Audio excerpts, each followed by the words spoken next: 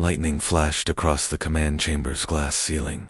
But the real storm was the human woman standing alone before the Galactic War Council. Captain Mara. Vay's voice carried over the marble-floored chamber, clipped and sharp. The signals match Old Earth Distress Codes Emergency Channel 477. The encryption layer is pre-Union, human origin. Someone out there is alive, and they're calling for help. The chamber was tiered like an amphitheater, filled with admirals from a dozen species. Their robes shimmered in muted blues and golds, ceremonial rather than practical. Above them, the vast star field displayed on the ceiling flickered with incoming reports, each tagged in red, unknown hostile activity, outer border sectors. Admiral Roth of the Vakari shifted in his seat, claws tapping the armrest. His tall, sinewed frame looked carved from iron, his deep-set eyes narrowing on Mara. "Captain," he said slowly, as if speaking to a stubborn child. "Earth has been silent for 2 centuries.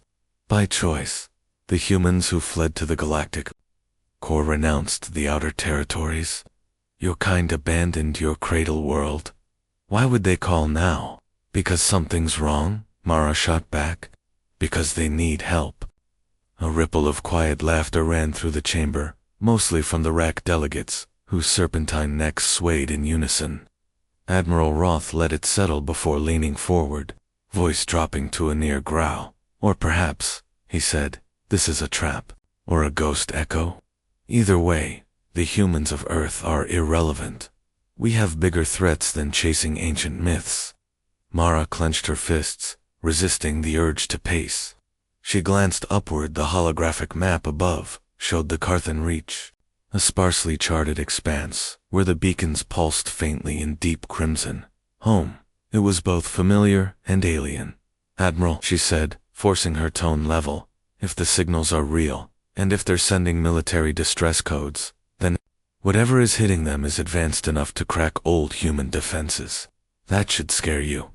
"It doesn't," Roth replied flatly. Silence stretched until a sharp chime cut through the chamber. The map flickered, and a new transmission appeared. Static at first, then shouting a camera, jostling wildly. A flash of something metallic ripping through bulkheads. Brief, muffled screams. The feed cut to black. No one laughed this time. A junior aide hurried forward, whispering urgently to Roth, but Mara caught enough of the words. "Border colony destroyed. Tactical signature unknown." Roth waved the aide away and rose to his full height. "The fleet will investigate, but not in the Carthan Reach, and certainly not Earth." His gaze speared into Mara. "Stand down, Captain. You will not waste resources chasing ghosts." The gavel-like sound of his chair locking back into place echoed across the chamber. Final and cold. Mara's pulse pounded in her ears. She forced herself to salute, turned sharply, and walked out. The council doors hissed shut behind her, sealing her out of the decision and sealing the fate of whoever had sent that desperate signal. She didn't look back. She didn't have to. In her gut, she already knew the truth. The council wouldn't act until it was too late. In the corridor, she stopped at a viewport. The stars glittered against the dark like watchful eyes. Somewhere out there, something had woken in. If Roth wouldn't face it, someone else would have to. It began with a star going dark. From the colony's outer observation deck, miners watched in puzzled silence as the light of Gliese 442 dimmed, as though an eclipse had drifted between them and their sun. But there was nothing on the charts. Numbers scheduled maintenance of orbital stations. No planetary alignments. Then the darkness moved. At first it looked like a shadow, a smudge sliding across the sky. Then it split into shapes. Dozens of them, each jagged and wrong, their outlines writhing like predators, seen through deep water. By the time the first alarm screamed, the shadow ships had already begun their descent. Commander Reltan, of the Vakari Defense Garrison, sprinted into the command center, boots pounding on metal decking. The tactical display filled the room's central sphere, glowing blood red with incoming hostiles. "Status," he barked. Unknown vessels' biological mass signatures. No transponders, no comms, no identifiable drive systems. There. Growing. Rel leaned in, the holoscreen magnified, showing the intruders up close. His stomach turned. The ships weren't built, they were grown. Organic hulls bristling with bony spines, engines pulsing like hearts. Their surfaces shifted, skin-like, rippling as if alive. They're in atmosphere, a sensor tech called ETA, to colony. Perimeter, 90 seconds. Rel opened his mouth to order a weapons lock, then the first impact hit. The colony's outer defense towers crumpled under swarms of needle-like projectiles. Explosions blossomed across the ridge, debris tumbling down into the streets. Through the windows, Rel caught glimpses of the attackers, smaller biomechs dropping from the larger ships, scuttling across walls like insects, and then came the sound. Hey! Chorus of shrieks not mechanical, but alive rolled through the air. It was hunting noise. Mara Vey watched from the bridge of the Halcyon Blade, orbiting 2 sectors away. The comm feeds were patchy, distorted by static, but the patterns of movement. She recognized them instantly. The Kyrax she'd read about. Them only in sealed military archives, apocryphal war games from the late pre-Union era. No known encounters in over 100 years. The files described them as scavengers, adaptable, relentless. But these weren't just scavengers anymore. They were using human battle formations. Put the ground feed on main. She ordered. The screen lit up with a shaky body cam, view troops firing into the dark as chitin-armored creatures charged.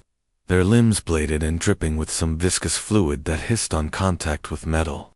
Above, a bioship's shadow blocked out the moon, its underside opening like the maw of some deep-sea predator.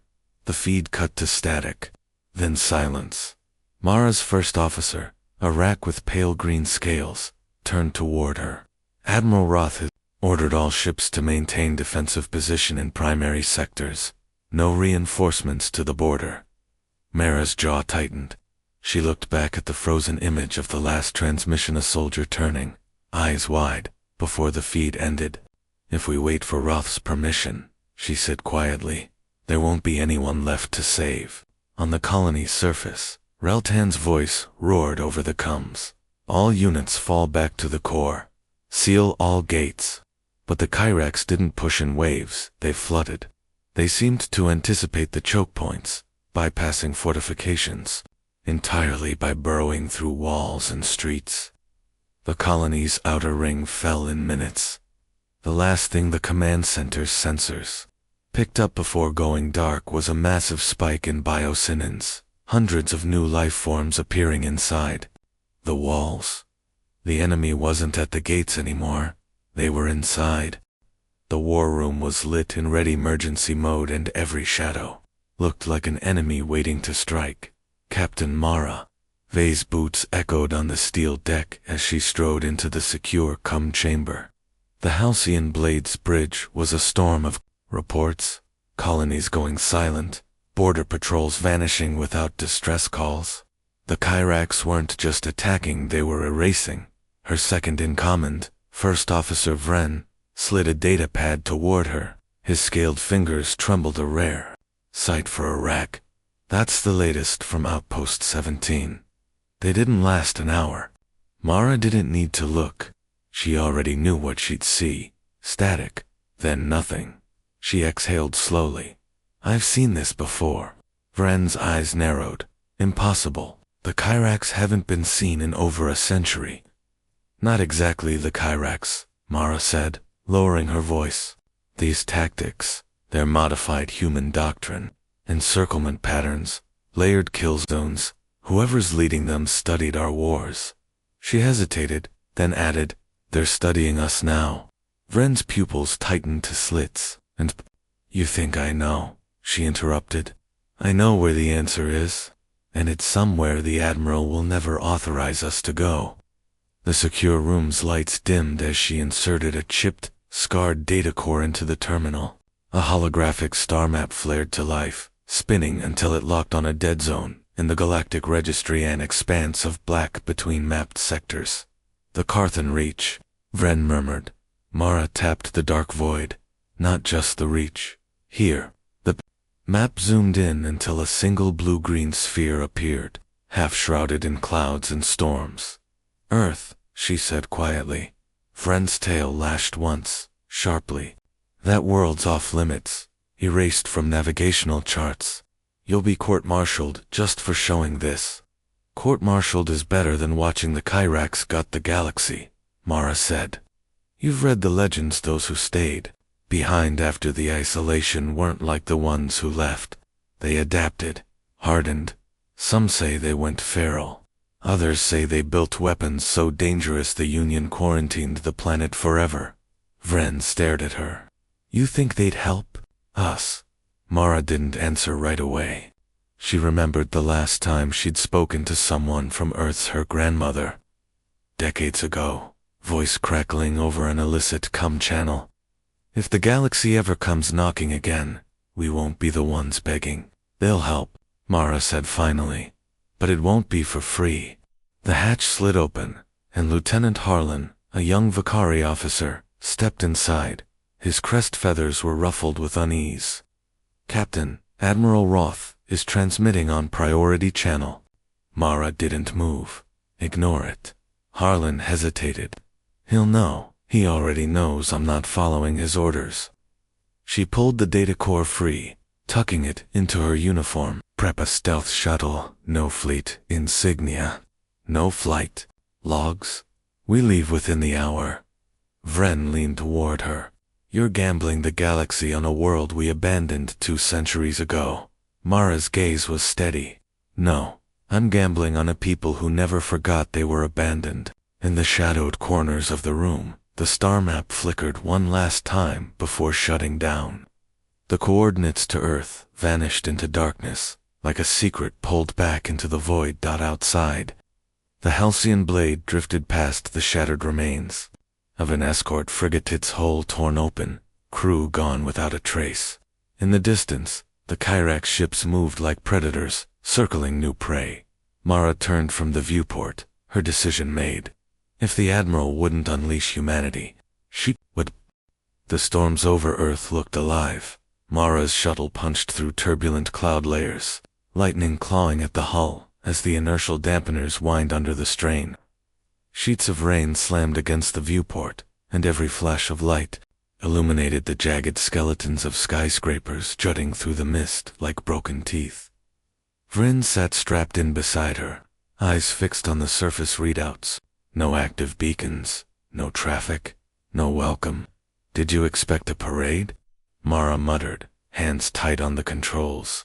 The ship broke through the last bank of clouds, revealing a drowned city below half, its structure swallowed by black water, the rest overtaken by dense, creeping vegetation.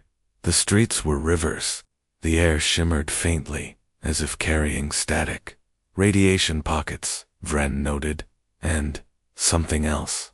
Reading energy spikes underground. Before Mara could reply, the shuttle's radar blinked. Something was locking onto them. A voice crackled through the cumlo. Gravelaged, an entirely human, unidentified vessel. You have entered restricted planetary space. Cut engines and prepare for boarding. Non-compliance will be met with lethal force. Mara keyed the mic. This is Captain Marave of the Halcyon Blade. I'm trespassing. The voice cut in. Final warning. The radar flashed again, and a dark shape rose from the water below. It was a gunship, angular, patchwork-plated, its weapons arrays bristling. The hull bore an old insignia, a jagged crimson wolf's head, the paint faded, but unmistakable. Earthguard, Mara breathed. Vren glanced at her. They still exist. They never stopped. The gunship herded them toward a jagged cliffside, where a vast set of steel doors jutted from the rock. The cliff shook as the doors ground open, revealing a cavern big enough to swallow the shuttle. Hold on. They landed in near darkness. Shadows moved on the edges of the landing, the silent figures in armor the color of gunmetal, faces hidden behind full visors. Every weapon was pointed their way, A single soldier stepped forward, removing his helmet. His hair was streaked with gray, but his eyes were sharp and cold. "State your purpose," he said flatly. Mara stood, meeting his gaze. "I need to speak to whoever commands here. The galaxy is under attack." The man didn't blink. "The galaxy's always under attack, and the last time it came knocking, it left us to burn." "I'm not the galaxy," Mara said. He studied her for a moment. Then, "Your fleet. I'm human." The words seemed to hang in the air. Around them, the armored soldiers shifted slightly, not lowering their weapons. But watching her more closely now, the man gave a short nod. "I'm Commander Ashvale. You want our help? Convince me."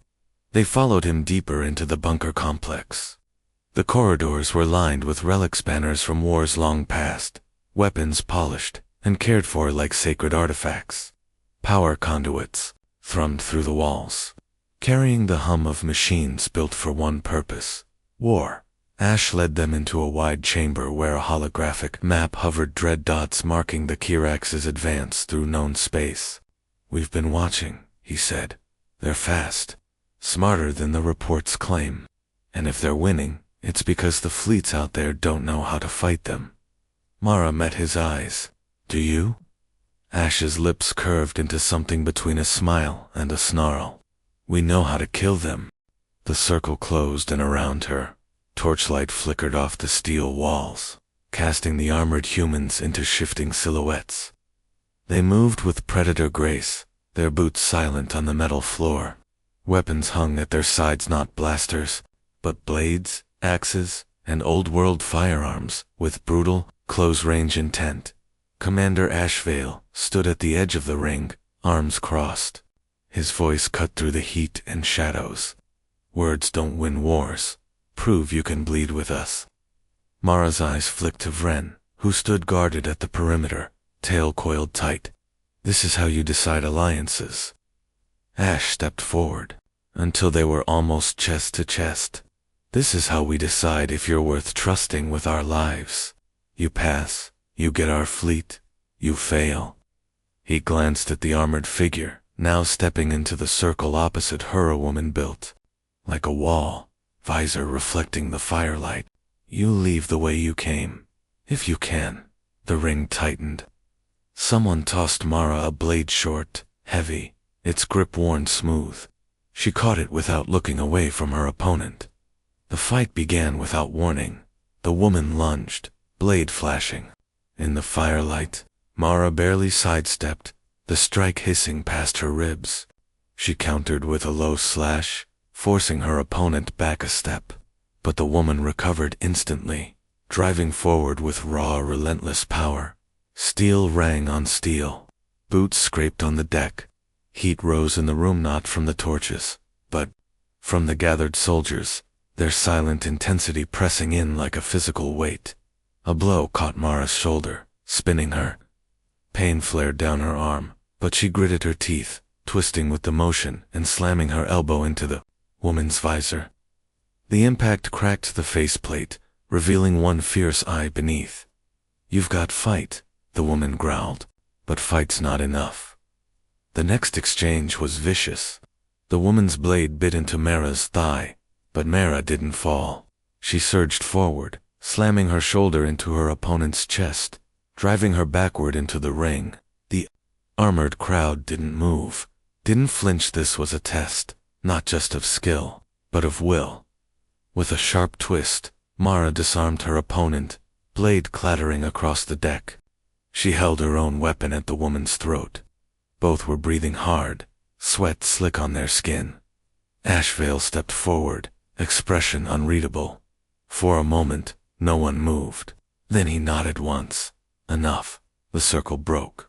The woman retrieved her blade, giving Mara a curt nod before stepping away. Ash faced Mara squarely. "You bleed. You fight. You win. Good. You'll need all three before this is over." They moved to the war chamber. Maps of Kirax territory glowed across the walls, lines of attack marked in deep crimson. Ash gestured to a cluster of fleet icons, sleek, Brutal warships that looked nothing like the polished vessels of the Galactic Union. These are ours, built in secret. Armed with weapons the galaxy outlawed centuries ago. No safeties, no treaties. His gaze hardened. We fight to end threats, not contain them. Mara glanced at the array. The weapons were overkill mass drivers, orbital kinetic strikes, drones armed with nanite swarms. She understood, now, why the galaxy had erased Earth from its maps. Ash extended his hand. We join the war on one condition. No orders from your admiral. We command ourselves. We fight our way. Mara clasped his hand, the grip firm and unyielding. Agreed. The Kirax thought they were hunting prey until the stars tore open in the black above Vega Prime. The battle was already lost. Vakari warships drifted in ruin, their hulls split like fruit, escape pods blooming in fire as Kirax bioships prowled through the wreckage. The colony's defense grid was silent. On the surface, the night sky glowed red from burning cities. Admiral Roth stood rigid on the bridge of his flagship, watching another Union cruiser vanish under a swarm of bladed drones. His jaw tightened. Pull back all ships to the inner orbit. We'll hold as long as we can. A comm officer's voice cracked with panic. Admiral, we're detecting multiple FTL signatures inbound. Roth didn't look away from the burning world. Reinforcements. The officer hesitated. Not Union codes, sir. Unknown class. Unknown origin. The void split. One by one, massive silhouettes ripped out of hyperspace hulking.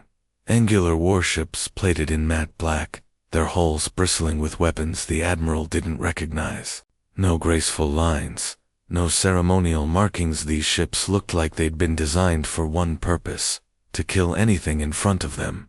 And they weren't alone. Smaller craft slipped in behind them, dagger-shaped gunships, moving in perfect, predatory formations. Identify them, Roth snapped. The comm officer's hands shook over the console. Sir, they're broadcasting an old Terran code. Roth's eyes narrowed. Earth. The lead ship accelerated without preamble, cutting between two Kirax cruisers. Its weapons lit up not with the controlled beams of Union cannons, but with the blinding white arcs of railguns spitting tungsten slugs at hypersonic speed. Each round punched clean through bioholes, leaving gaping wounds that vented green-black ichor into space. From the flanks, Earth gunships released clouds of stealth drones, tiny, near-invisible predators that latched onto Kirax hulls and burrowed in. Seconds later, the bioships convulsed and tore apart from the inside, their organs and engines shredded. A ripple of shock went through the Union fleet. No one had seen weapons like this in living memory. On the Halcyon blade, Mara watched the chaos unfold with grim satisfaction. Ash, she said over comms, you've got their attention. Ash Vale's voice came back, calm and steady. Good. Now we finish it. From orbit, Earth's fleet deployed its final weapon. Long, slender projectiles the size of small shuttle's kinetic kill rods, pure tungsten, dropped from high orbit. They fell silently through Vega Prime's thin atmosphere, hitting Kirax ground forces with the force of meteor strikes. The impacts lit the surface in massive blossoms of fire and shock waves, erasing entire formations in an instant. The Kirax wavered. Their swarm tactics faltered for the first time in the battle. On Roth's bridge, officers stared in stunned silence as the tide turned. Within minutes, half the Kirax fleet was gone. The rest scattered, breaking formation, their retreat almost frantic. Earth ships pursued. Giving no quarter, every fleeing vessel was hunted down and destroyed. When the last Kirax ship detonated, in the distance, the comm channels flooded with disbelief. A Union officer muttered, "They didn't just win, they annihilated them." Roth's gaze stayed on the black warships. He wasn't thinking about victory. He was thinking about what kind of people built a fleet like that, and why they'd been hidden for 2 centuries. The Kirax homeworld burned on the horizon. oceans boiling beneath a rain of tungsten fire. From orbit, the destruction looked almost beautiful, streaks of molten red cutting across continents. Cities swallowed by roiling clouds of smoke. But there was nothing surgical about Earth's assault. It wasn't a war to them. It was an extermination. On the halcyon blade, Mara gripped the railing as the ground feed flickered across the holoscreens. "Ash, that's enough," she said into the com. "The fleet is broken. Pull your forces back." Ash Vale's voice came back without hesitation, hard as iron. "No survivors, no regrouping. We finish what we start. These are civilians down there. They bred the monsters. They sheltered them. The Kyrax didn't give mercy. Neither do we." Earth's gunships swept through the upper atmosphere, strafing anything that moved. Drone swarms burrowed into subterranean shelters, detonating deep underground. Whole cities vanished into firestorms. The Union fleet, what remained of it, held its position in orbit, watching the annihilation in silence. Admiral Roth stood on his bridge, claws curling against the armrest. This is not how we fight," he muttered. A Vicariate glanced at him. "Sir, they've won." Roth didn't answer. His gaze stayed locked on the black warships, circling like carrion birds. At what cost? On the surface, the Kyrax resistance had collapsed. The last stronghold, a spire of living bone, fused into the mountainside, crumbled under a kinetic strike. The shockwave flattened forests for kilometers. In the ruins, Earth soldiers moved methodically, marking targets for orbital strikes, eliminating survivors. They didn't cheer. They didn't shout. They advanced with the cold precision of a species that had trained for this moment for centuries. Mara's com buzzed. "Captain," Vryn said quietly, "we've intercepted their fleet chatter. They're already plotting their next target." Mara froze. Another Kyrax stronghold. Vryn's slit pupils narrowed. "No, an independent colony, non-Kyrax." She stormed into the com chamber, bringing Ash back on the line.